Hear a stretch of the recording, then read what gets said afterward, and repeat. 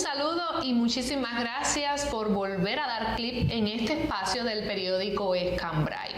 Siempre digo que estar frente al papel en blanco es un reto, es un ejercicio de valentía, y más si el objetivo es escribir una novela.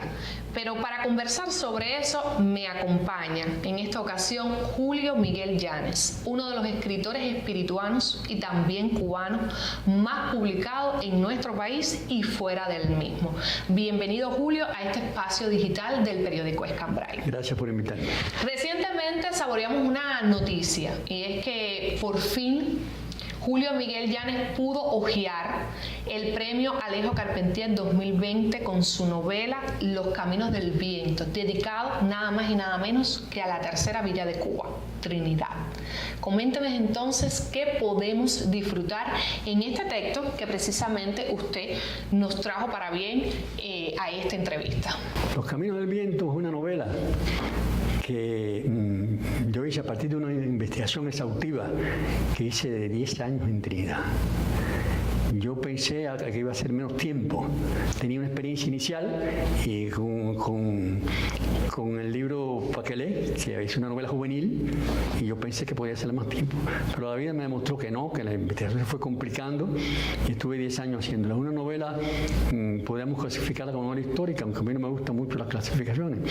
Es un libro que se abre a muchas lecturas sobre Trinidad, pero sobre todo trata de dar de una manera plural, amplia, la Trinidad colonial desde el 1827 que comienza la novela hasta nuestros días, porque tiene también una línea del presente que se conjuga con la línea del pasado. Es una novela que se abre a la identidad de Trinidad, a sus mitos, sus leyendas, sus chismes de gran ciudad, de todo. Una ciudad con su música. Con 509 años. Yo digo que es la ciudad de las ciudades coloniales de Cuba. Bueno, por algo ella y La Habana son los únicos dos patrimonios de la humanidad. Exactamente. Y entonces es una ciudad con una riqueza cultural extraordinaria. Cuando yo empecé a investigar, me di cuenta que tenía que trabajar mucho también con la imaginación para poder enlazar todas aquellas vidas que estaban separadas en archivos y sueltas y reinterpretarlas. Porque no se trata de usted copiar la historia, sino de reescribirla, de reinterpretarla, de meterse dentro de los personajes y dar la visión que uno tiene.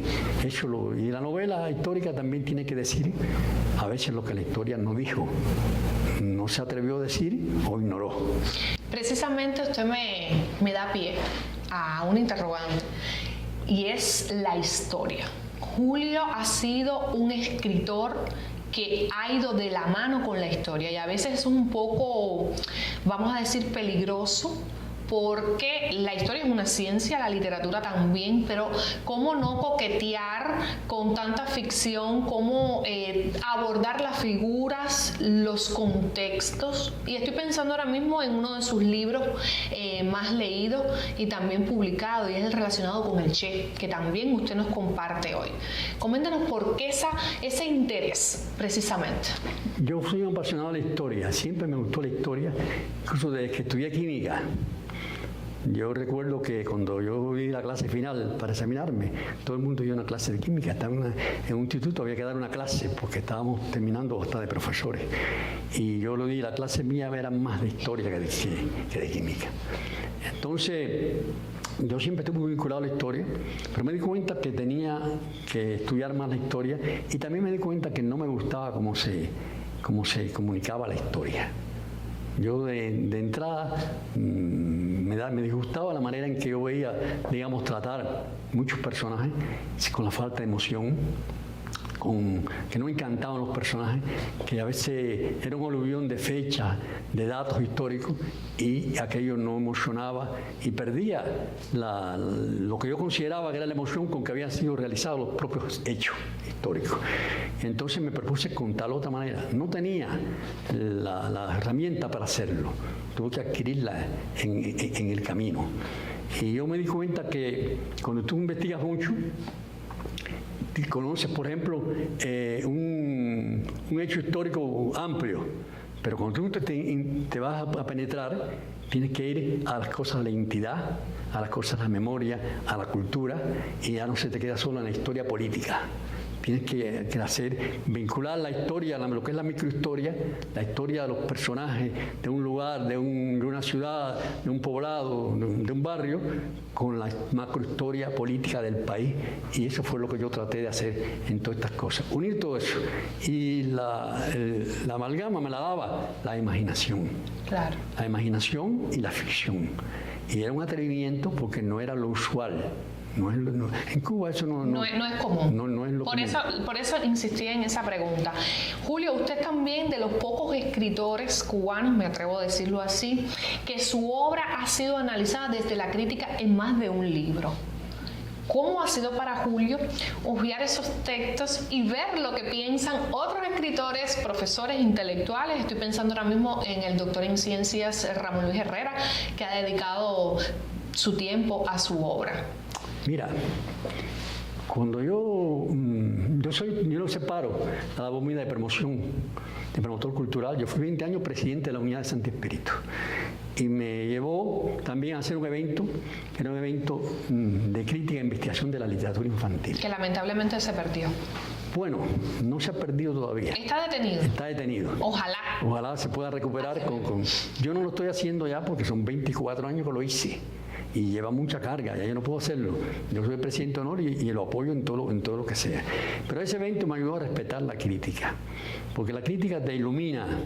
El escritor que yo veo escritores que desdeñan la crítica, no. Usted vea, analice y vea y se va a iluminar con detalles que usted no fue capaz, incluso hasta que lo hizo como intuición. Y sin embargo después usted empieza a darse cuenta de cosas que usted había hecho porque lo necesitaba, el texto que usted quería que lo requería, pero no se daba cuenta. Y todo eso me ayudó mucho. Yo puedo decirte, 10 libros, preparé 10 libros de crítica e investigación, que es un aporte a la literatura infantil cubana. Creamos el premio Romance La Niña Mala aquí y que los centenares de autores de todas las manifestaciones artísticas del país lo recibieron aquí. Entonces todo eso me ayudó a mí a crecer como escritor, a ver cuáles eran mis limitaciones y cómo podía hacer yo algo. Esa misma novela que hablamos de Trinidad, yo antes de hacer la novela de Trinidad, yo hice un paseo por la novela histórica mundial. Claro. Y conocí más de la novela histórica, profundicé en la novela histórica, di un curso de novela histórica. Lo recibí y di un curso de novela histórica antes de ponerme a hacer una novela histórica. Es decir, que yo creo mucho. Y tengo la suerte de tener 3 libros que tratan la obra mía. Yo creo que mucha gente, el hecho de haber hecho ese evento me ayudó también que gente trabajara en la literatura, pero también gente que está en la promoción fuera, también lo hicieron. Y ahí hay mucha gente que ha tratado la literatura y hay 3 libros. Está el libro que hizo Mirta Estupiñán, Reflexiones sobre la poética de Julio Yáñez. Está el libro Soñar la vida, que hizo Gente Nueva, un libro homenaje, donde analiza 4 obras mías. Y está otro libro que hizo Ramón Luis, que es Julio M. Yáñez o la historia desde la imaginación, que son libros que ahí la gente puede consultar cuando quiera saber algo de la crítica mía. Yo sé que a Julio también hay algo que para su obra y para él como persona es muy importante, y es mi última pregunta: el contacto con sus lectores, con las personas que han ido a los libros, casi una veintena ya publicados, 5 en espera de ser publicados, de Julio Miguel Yáñez. ¿Por qué? Bueno, yo pienso que hay escritores que dicen que escriben para ellos. Yo no lo concibo así. Yo veo el hecho de hacer literatura como una comunicación. Yo creo que más que un escritor, yo tengo mucho de comunicador. Yo necesito saber lo que hace el lector, lo que piensa el lector. El libro de Che, por ejemplo, se hizo.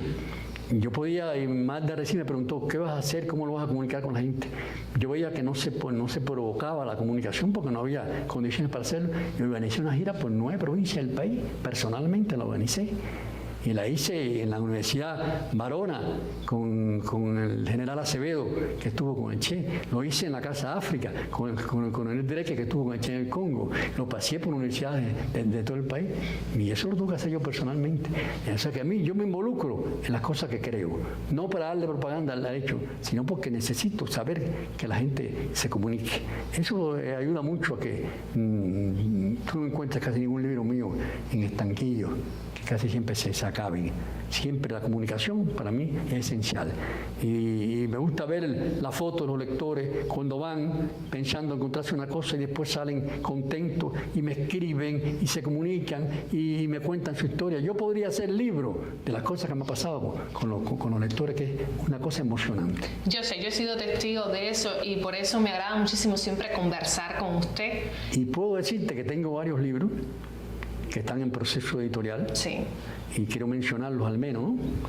Está, por ejemplo, La princesa Doralina, que va a salir por Ediciones Pinal de Río, que es un libro premio centenario de Dora Alonso.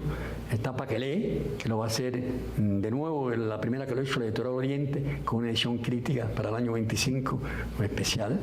Gente Nueva va a hacer El día que me quiera, me lo pidieron, y vamos a hacer El día que me quiera, que a la vez El día que me quiera está publicado en México, ganó un premio al recomendado por el IBI, recomendado al lector mexicano. Es decir, yo me siento contento con la relación con la crítica, con la relación con el público, y sobre todo saber que la obra tiene una perdurabilidad y que la gente te lee y que te recuerda. Eso para mí es fundamental. Claro.